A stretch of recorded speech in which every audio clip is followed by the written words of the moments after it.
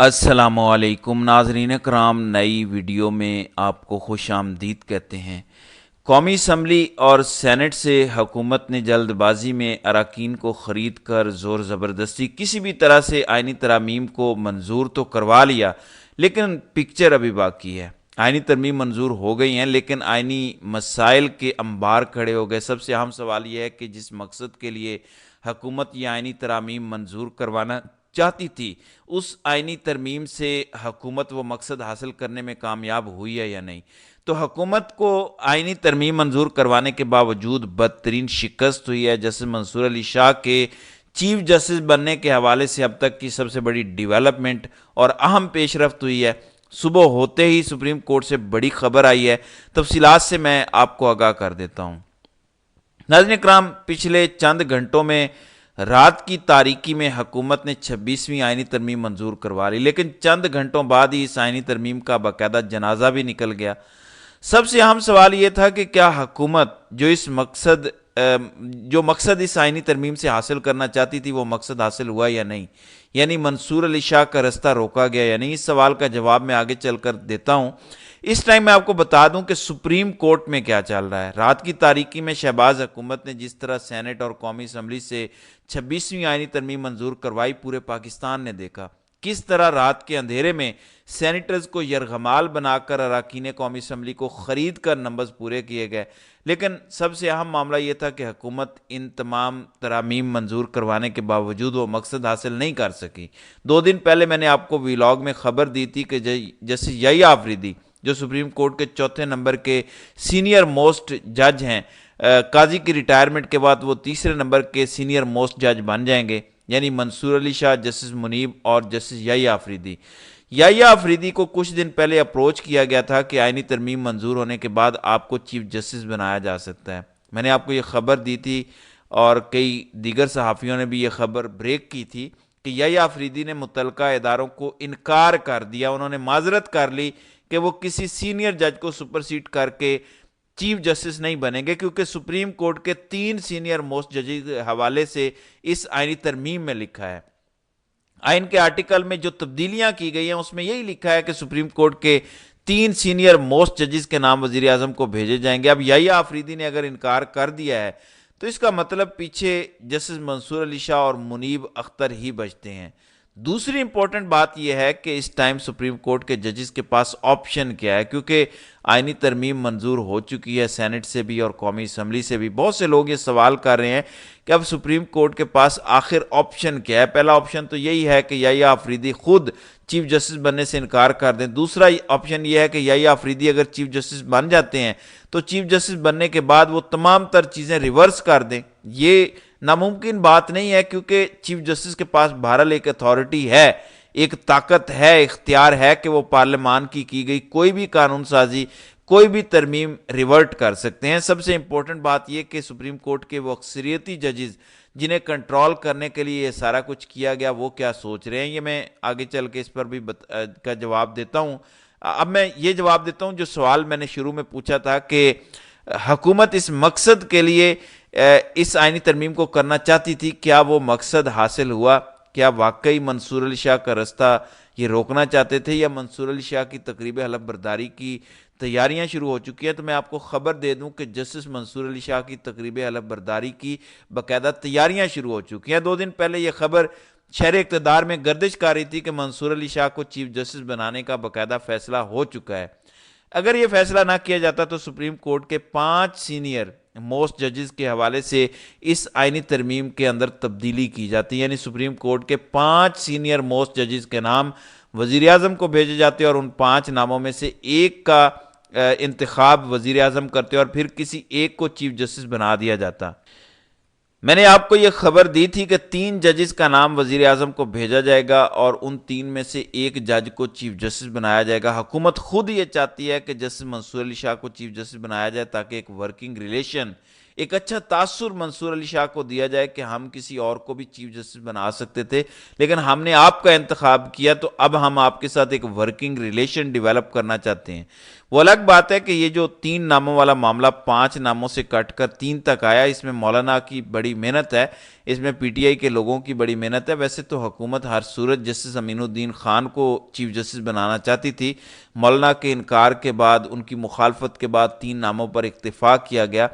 اب ایک سوال یہ ہے کہ اگر منصور علی شاہ چیف جسٹس بن جاتے ہیں تو اس آئینی ترمیم کا فائدہ کیا ہوگا؟ حکومت نے کیوں لوگوں کو خریدا؟ حکومت نے کیوں زور زبردستی اس آئینی ترمیم کو منظور کرایا؟ اور سب سے اہم سوال یہ ہے کہ پھر اس آئینی ترمیم کا فائدہ حکومت کو کیا ہوگا؟ تو جو سب سے امپورٹنٹ شق اس آئینی ترمیم میں ہے وہ آئینی بینچ کے حوالے سے ہے۔ سپریم کورٹ کے اندر ایک ایسا آئینی بینچ بنے گا جس کو سپریم کورٹ کا ایک جج ہیڈ کرے گا۔ یہ 7 رکنی آئینی بینچ ہوگا جو حکومت کے آئینی معاملات اور کیسز کو ڈیل کرے گا۔ سب سے بڑا حملہ جو عدلیہ پر کیا گیا وہ یہ آئینی بینچ بنا کر کیا گیا، گو کہ مولانا نے بھی اس آئینی بینچ پر اتفاق کیا اور اسی وجہ سے یہ آئینی بینچ بنایا گیا۔ اب اس آئینی بینچ کا جو سربراہ ہوگا وہ عین ممکن ہے امین الدین خان ہو، نام تو جمال خان مندوخیل کا بھی چل رہا ہے۔ اس میں سپریم کورٹ کے دیگر ججز بھی ہوں گے۔ اب جو میں نے شروع میں بات کی کہ آئینی ترمیم ہو گئی لیکن آئینی مسائل کے انبار کھڑے ہو گئے، آئینی پیچیدگیاں اتنی زیادہ ہو گئی ہیں کہ شاید حکومت کو خود سمجھ نہیں آ رہی، کیونکہ اب ہر گزرتے دن کے ساتھ حکومت کو اتنے آئینی مسائل کا سامنا کرنا پڑے گا جن کی تیاری، جن کے جوابات خود حکومت کے پاس نہیں ہے۔ مثلاً اگر اس آئینی بینچ کا سربراہ سپریم کورٹ کے 4 یا 5ویں نمبر کے جج کو بنا دیا جاتا ہے تو اس کا مطلب ہے کہ جو اس سے سینئر ہیں وہ اس آئینی بینچ کا حصہ نہیں ہوں گے۔ یعنی اگر جسٹس امین الدین خان کو ایک لمحے کے لیے مان لیا جائے کہ آئینی بینچ کا سربراہ بنا دیا جاتا ہے، امین الدین خان اس ٹائم سپریم کورٹ میں 5ویں نمبر کے سینئر موسٹ جج ہیں، قاضی صاحب ریٹائر ہو جائیں گے تو وہ آٹومیٹیکلی 4 نمبر کے سینئر موسٹ جج بن جائیں گے۔ اگر وہ آئینی بینچ کو ہیڈ کرتے ہیں تو اس کے بعد جو سینیارٹی لسٹ کے اندر ججز ہیں وہ اس آئینی بینچ کا حصہ ہوں گے، تو یہ ایک بہت بڑا آئینی بحران ہے۔ مثلاً سپریم کورٹ ماضی کے کسی فیصلے کو ٹیک اپ کرتی ہے، ایک لمحے کے لیے مان لیا جائے کہ مخصوص نشستوں والے کیس کا فیصلہ ہے، اب حکومت مخصوص نشستوں والے کیس کو ہر صورت ریورٹ تو کرنا چاہتی ہے لیکن وہ کر نہیں سکے گی کیونکہ مخصوص نشستوں والے کیس کا فیصلہ سپریم کورٹ کے فل بینچ نے دیا ہے۔ 13 رکنی فل کورٹ تھا جس نے مخصوص نشستیں پی ٹی آئی کو دینے کا فیصلہ سنایا۔ آئین قانون میں لکھا ہے کہ جو ریویو پٹیشن ہوتی ہے، جو نظر ثانی درخواست ہوتی ہے، وہ ایکچوئل درخواست سے بڑا بینچ یا کم از کم اتنا ہی بینچ کیس کا فیصلہ دے سکتا یا چینج کر سکتا ہے۔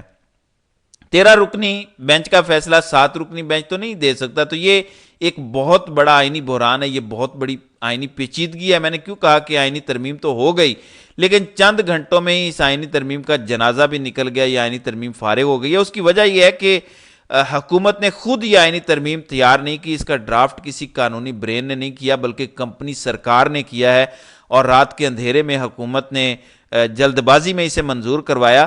شاہد اعظم نذیر تارڑ جو حکومت کے سب سے بڑے قانونی برین ہیں، انہوں نے یہ مسودہ پڑھا ہی نہیں، اگر پڑھا ہوتا تو وہ ضرور اس آئینی بینچ میں ججز کی تعداد زیادہ کر دیتے، یعنی آئین اور قانون میں یہ لکھا ہوتا کہ جو ریویو پٹیشن ہے اس کو وہی بینچ سنیں گا یا اس بینچ سے زیادہ ججز سنیں گے جو ایکچوئل بینچ کا حصہ ہوں گے۔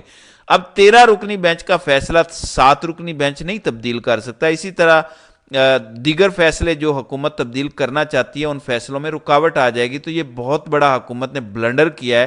صرف اس آئینی بینچ کی تشکیل کی وجہ سے یہ ساری ایکسرسائز کی گئی، کیونکہ منصور علی شاہ کے نام پر حکومت خود متفق ہو گئی ہے، حکومت نے اتفاق کیا ہے کہ چیف جسٹس منصور علی شاہ ہی ہوں گے، ان کا رستہ نہیں روکا جائے گا، کیونکہ اگر ان کا رستہ روکا جاتا ہے تو جو رد عمل آئے گا وہ پھر اس پوری آئینی ترمیم کو اڑا دے گا۔ ایک خبر تو یہ ہے کہ یحییٰ آفریدی انکار کر چکے ہیں، جو میں نے آپ کو خبر دی تھی، کئی رپورٹرز نے اس کی تصدیق بھی کی کہ یحییٰ آفریدی نے معذرت کر لی۔